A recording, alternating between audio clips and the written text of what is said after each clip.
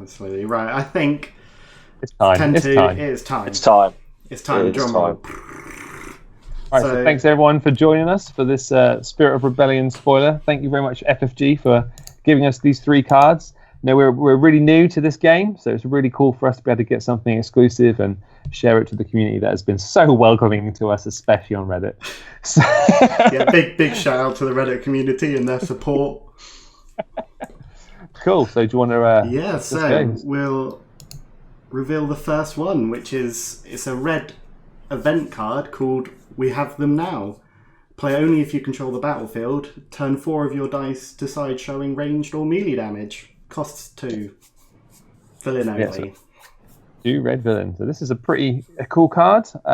Definitely for those big blowout turns. You can, if you've got your dice in the pool, you can basically have this card in hand. If you've got the battlefield and think, right, I'm going to kill someone now. So that's pretty good. I think it goes really well with Tactical Mastery as well. Oh, he's got it in. He's got it in for us. Can I slot that one in there? That one in there. I think we all said the same thing. Just with Tactical Mastery, you're blowing people away, like you said. You've basically got a 3 resource wombo combo, turn 4 dice to the most powerful sides and blow someone up. So that's it's the new dream. The previous dream was with I ran the dream with nowhere to run in my Django Trooper because troopers love to roll them blanks. Yeah. So I used to do the Tactical Mastery dream of tactical mastering out nowhere to run for big damage. But this, is even bigger. Even bigger. You haven't got to wait on those blanks, and you can but you have to have the battlefield though. That's the only thing. Yeah, but I feel like that's where a lot of red is going now, especially with Krennic. And we're only going to see more and more control the battlefield to do this. And they've added, obviously, new orders, which allows you to take control of the battlefield and claim it. Oh, well, sorry, don't claim it, but, use the claim action on it. So, I think there's a lot more. There's a lot of big emphasis, isn't it? A lot more emphasis on claiming the battlefield in this new set. It's really cool. Really cool feature. Well, because you think for previously there was two red cards that obviously come to mind that require the battlefield. There was the neutral dug in, which every red deck runs because it's an amazing card, and then for heroes there was defensive position, which removes obviously all dice that cost 2 or higher. So now in this set, villains got their own spin on it, which is smash you for big damage. Yeah. And I love the artwork. I think the artwork's fantastic. Yeah, some of the best artwork we've seen, I think, in the game. It's awesome.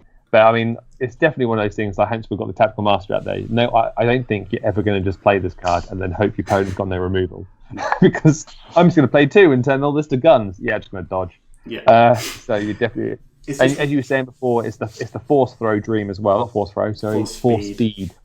Yeah, definitely. Because when people are already playing stuff like Phasma Dooku at the moment, and this just slots straight in. You put force speed on Dooku. You roll a special, you then flip everything to damage, and you resolve it. And that only costs you, your 2 resources. And also thinking of new character combinations, the new Darth Vader with FN. That's obviously a deck that's kind of like a lot of people are kind of getting hyped up at the moment. Elite New Vader, Elite FN. Ooh. That's blue red. And that's a lot big of damage. Sides, yeah. Oh, well, the problem is though, Vader's 3 costs $1, and the FN's 2 costs $1 as well. So thinking about it, actually. It's there's 2 ones in there on FN, and there's 2. So the maximum you were going to do on that is 2 Darth Vader dice is 4, and if you only got 3 resources, 2 resources, that is, the maximum damage you're going to get out of that combination is 2, 4, 5, 6. It's 6, which is still good. And still nice. Yeah, and that is only on character dice. There's also a lot of really nice upgrades that are coming out in this set. Oh yeah, true. It doesn't just say character dice. It just says and it doesn't and supports as well. So you could. Fly out Slave 1 and start hitting them ATST. If all these it goes. Become relevant, then it's quite an open card, isn't it? Because there's no real. The only condition is you control the battlefield, and it works on melee dice as well, which I'm really excited for. Because obviously I want to do some Grievous FN combinations or Grievous Royal Guard combinations in the next set. So it is quite an open card, isn't it? Really, I think it will fit really nice into a lot of decks. Yeah. Grievous, because Grievous and Young Vader was a deck I want to try out as well. So they've got 2s that are free. So you can if you Tactical Mastery out this, you can hit big damage. You've got a Kylo Ren's lightsaber, so you get a +3 on the lightsaber, 2 +2s on both Vaders, and 2 on Grievous. That's 2, 4, 6. That's 9. That's 9 damage. Oh, it's going to go in any damage deck. It's going to go like in my staple Bala, Trooper, Phasma. Although that's a question. In the 3-character decks, because it's harder to take control of the battlefield against the 2-character decks, are you going to more run this in the 2-character lineups, or are you going to run 2 copies of New Orders to allow you to take the battlefield? But then that costs 2 as well, so it would cost you 4 or 5 if you're playing it with the Tactical Mastery. Yeah, I think because the battlefield is you have to have control of it. Like you say, the 3-character decks, it's a lot harder to take that battlefield. So I definitely can. I think it's going to be more in the 2-character setups as opposed to the 3-character setups, definitely. Okay, I think we've probably talked this card to death, and we should move on to the next one. Good card. Good card. Yeah, situational, but good. And amazing with Tactical Mastery. And amazing, So the next card is Premonitions. This is a 0-cost neutral blue card, an event. Choose one. So you set aside this card and stack a card from your hand on it face down. Or play the card stacked on the other copy of this card for free and discard both sets, basically. Yeah, so when I first looked at this card, I was like, what? I think the whole community was just like, is this still Destiny? What is this? It's weird. It's cool, but weird. Yeah, it's so confusing. The text is confusing to digest, but when you finally digest it, which we will explain for those who have difficulty with it, it's not bad. But what are you going to say, Danny? Well, I was just going to say how it works. So you play Premonitions, and then you place any card you like face down on top of it. In my mind, the dream would be to play Premonitions and then put like a face down ATST on it, and then next turn have your other Premonitions in hand, and then you've got a free ATST on the board. Mm-hmm. I guess that's the most expensive card currently, isn't it? ATST. Yeah. Like when I first saw this card, I was like, I don't really get it. Like I didn't think it was actually going to be very good, and it is very slow. You obviously have to require to draw your second Premonition, and then obviously have a good card to put on top of it when you play it. But when you kind of start thinking about the larger game plan, you could start playing Crime Lords for free, or One with the Forces, or you're looking for these really big, high impact cards. You are, James. Another way for you to get a free Crime Lord as it's neutral.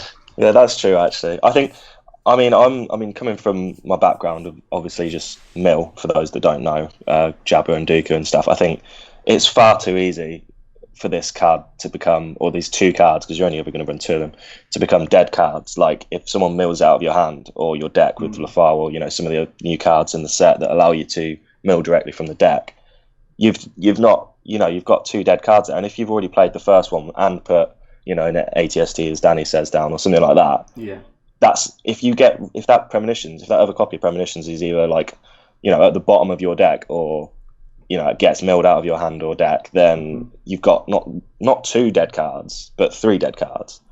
So I think it might be a card that gets stronger in future sets with like ways to search for X card, or I don't know, it's way off in the future. It might become more used, but at the minute I just don't. It's just not quite there for me. I think it's too unreliable, to be honest, too inconsistent. Well, obviously in Villain, there's not really. I don't think currently there's any way to get anything out from the discard. But obviously with Hero, you've got Return of the Jedi. Yeah. So if you do play your Premonitions and say this, put your One with the Force on top of your Premonitions, so you've got it there just in case a character's about to die, and you can just get it on it for free. But if that second Premonitions has been discarded through, either through the battlefield or through a discard from hand, at least if you do run a copy of Return of the Jedi, you can get your second Premonitions back into your hand, and then obviously finally resolve it. Or alternatively, if you are running back Return of the Jedi, you can essentially do Premonitions, and then you can store a card on here.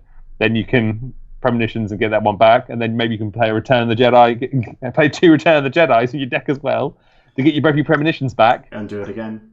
The long game. That is the super long game. Yeah, super long game investment. It's very slow, isn't it? That's the thing. Yeah, definitely. And unreliable, I'd say. Yeah, the thing I see with this card is just it's going to make meme decks just really funny. Like when you do drop, there's just these huge supports or huge upgrades turn one. Like it's kind of like what Holocron does already for villain, being able to go turn one Mind Probe. Where this can be like turn one ATST, turn one Slave 1, turn one just any kind of huge support. Millennium Falcon. The ultimate meme machine card. Yeah. They're like, is this card competitive? No, I don't think so. Will I play it so I can turn one, drop a support on someone's head and make them sad? Yes. Yes, I will. I like the idea that, because the artwork of Yoda, I know he's obviously doing some force powers, but there can be some questionable connotations to what his facial expression is showing. And I don't see his other hand. He's trying to pass an ATST. That's what actually caused him to die. Back onto the battlefield. Wow. But yeah, I think it's a cool card. Very slow. If the game slows down, it's definitely going to be a fantastic card. It's cool that it's neutral, so both villains and the heroes can benefit from it. I kind of, but a part of me kind of wish it was hero only because of Holocron. Like we say, Holocron is that way of cheating out big cards nice and easy, and this now gives a villain another way of cheating out big cards. So like villain is already, I think, really strong, and this could potentially, if the game gets slower, make villain stronger. So, without further ado, it is Maz's Goggles. It is a card that has been half spoiled before by that little thing, but on you go, describe the card. It is a 1-cost yellow upgrade for hero. Its dice size is 1 focus, 2 focus, 1 resource, a special and a blank. The special is look at your opponent's hand and discard an event from it. You do need to spot a yellow character to play it, but it can go on any colour character. So initially, this is just Scout on steroids for me. Yeah. And I don't even feel like this has to go into like a mill or like control orientated deck. Like if I was playing Maz's Goggle on any character turn 1, I wouldn't be upset about that. With the 2 focus sides, the 2 resource sides, just rolling that out, and if you replace it later on, fine. But if you roll that special and you get to pick any event from their hand, it could be a premonitions, it could be removal. I think. Yeah. It's just. I think really good card. It's very strong, isn't it? Yeah. The special itself, like you say, you don't need to run mill to benefit from redeeming that special and removing, he doesn't like you or an electroshock or something, some of their removal. And I think it goes really well with Maz as a character, doesn't it? Because she gets to resolve a die straight away. So if you roll out that 2 focus, I'll just resolve that straight away. She's got, because she has 2 focus sides on her dice naturally anyway. And because she's so cheap, you could like we said before, I think the Poe Maz deck, that's the dream. That's the good character. Yeah. But then actually, I don't know if anyone watched Tiny Grimes' recent video where he did. I think he played against someone using Maz and Luke to good effect as well. But yeah, sticking this on Maz, that means now you've got 3 dice, each with two focus sides on each, and this one's got a double focus. Yeah. So math that. Math how much the opportunity you're going to get of getting a focus on that bad boy. Really high. Really. You are really focusing. High. You are definitely focusing. Goes well with Jan too. Yeah. So does well with Jan, Jin. We think saying Jin. Yeah, Jin. As I say, Jan Oz. That's the only Jan I know in the Star Wars world, but she's not in this. So it goes well with Jin too. Yeah, with them, she's very heavy on the discard. But yeah, I think it's a fantastic card. Cool thing as well, so an amazing price point at 1 because it's good for you early game, and then as the game is going on later on, you might want to replace this with another upgrade, and obviously you get a nice discount. So it's a good price point, good size for the dice. It makes your money. Like we say, we've kind of gone over how good the special is, removing cards. And also, it's not only removing a card from your parent's hand, like Probe, it's giving you information. You get to see your entire opponent's hand. Yeah. So that's fantastic. Yeah, definitely. You get to see what they've got. It's exactly what they've got in their hand. You can almost guarantee you can kind of work out what their plays are. You can then play around and play your turn slightly differently because you know exactly what they've got. Mm-hmm. And if they've got a balanced ambition, just get rid of that. Yeah, like what Rock and Roll has just said, it's really good, which it is. And he said it's also an auto include in every yellow hero deck, and I agree with him. This is going to go in Han Ray. This is going to go in every yellow hero deck possible because it's such a solid card. Yeah, it's a legendary as well. It is a legendary. So it'll be a sought after card. It won't be as sought after as Force Speed, I don't think. No. I feel like if I was to pull this over like a Bowcaster, I would probably be happy. I think I like this card more than Bowcaster. Yeah, it's definitely worth the legendary rarity for the implications and the combos and what the card will do for you. I mean, I'm really hyped for Raybacker. That's what I'm looking forward to playing. That's how I'm calling it now. That's what the deck's gonna be called: Elite Ray, Elite Chewbacca, and I can definitely see this squeezed in there 100%. Especially as I've squeezed in some all-ins in there as well. Yeah, in my deck that I kind of threw together the other day, the Jabba Krennic deck, I'm probably gonna have to find 2 spaces to pit 2 copies. Oh no, it's villain. Damn it. Yes, tilted. I must stop playing heroes. Yeah, Maz's goggles can't be in the villains. It's clearly a hero card. So I also quite like the fluff as well. That the Maz character card, she hasn't got her goggles on. If you remember the artwork, she's got her goggles on. Yeah. Give her her goggles. She can see now. She can see. You can see so well. So you can see what cards you got in your hand. FFG, they've planned it all. They've literally looked into every eventuality. Yeah, they do know what they're doing. So I wouldn't call it overpowered. I think it's perfectly reasonable card. If it costs 2, I would probably think about not playing it. Yeah, I think the price point is because I mean it hasn't got any damage sides on it.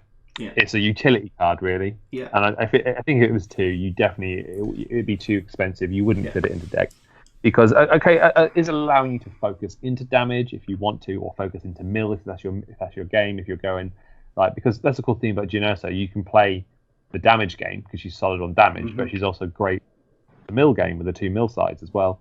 So it's got that bit built in. But I think when you roll that dice out, you're other than the blank, you're pretty happy with whatever side it rolls. Yeah. All you guys that are on YouTube, thanks very much for watching, and thanks everyone for coming in and hanging out with us for this exclusive little spoiler. Yeah. And we do a lot of streaming on this channel as well. Well, not a lot, but we stream on our tabletop simulator league games, just generally testing out new decks and everything. Yeah. So drop us a follow if you want to keep apprised of us playing really badly on Tabletop Simulator. Right, okay, so I think we'll wrap it up. Yeah, we'll wrap it up here. Yep. So thanks everyone who tuned in. Thank you.